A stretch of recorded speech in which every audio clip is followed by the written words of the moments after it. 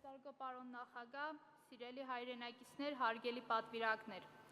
սա պահ է, երբ մենք պարտավոր ենք խոսել ճշմարտության մասին, խոսել պատասխանատվության մասին և խոսել մեր ժողովրդի արժանապատվության մասին։ Խոստովանում եմ ես, կգերադասեի չլինել հանրապետական։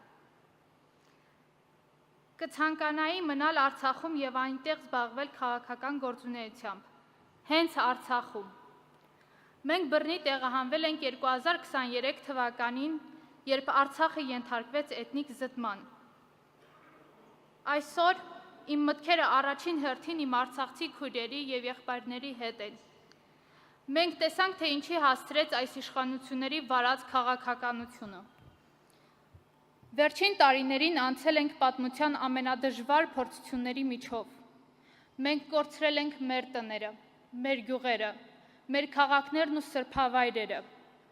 բայց կա մի բան, որը ոչ ոք չի կարող վերցնել արցախցիներից՝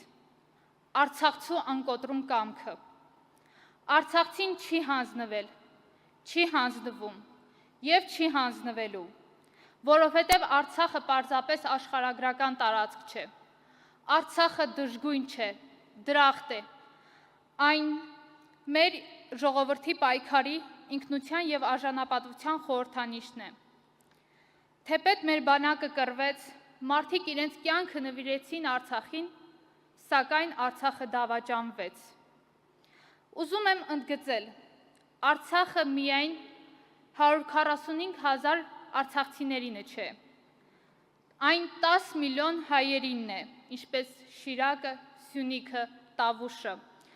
Այսօր ես հանրապետականը մի պարզ պատճառով, ես վստահ եմ, որ այն արժեքները, որը կրում է մեր կուսակցությունը, լավագույն միջոցն են չմոռանալու մեր հայրենիքը։ Մենք պարտավոր ենք հստակ ասել.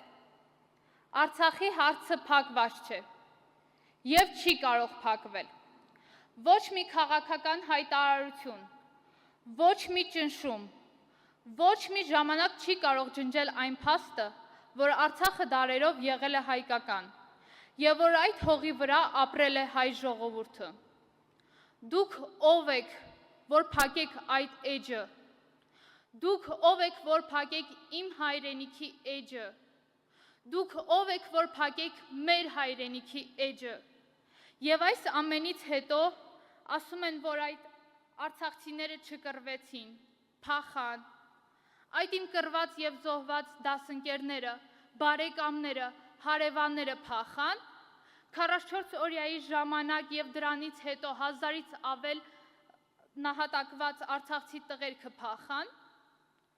ու հանուն նրանց հոգիների անունից ինձ իրավունք են վերապահում դրանց այսօր ասելու. փախակ այստեղից։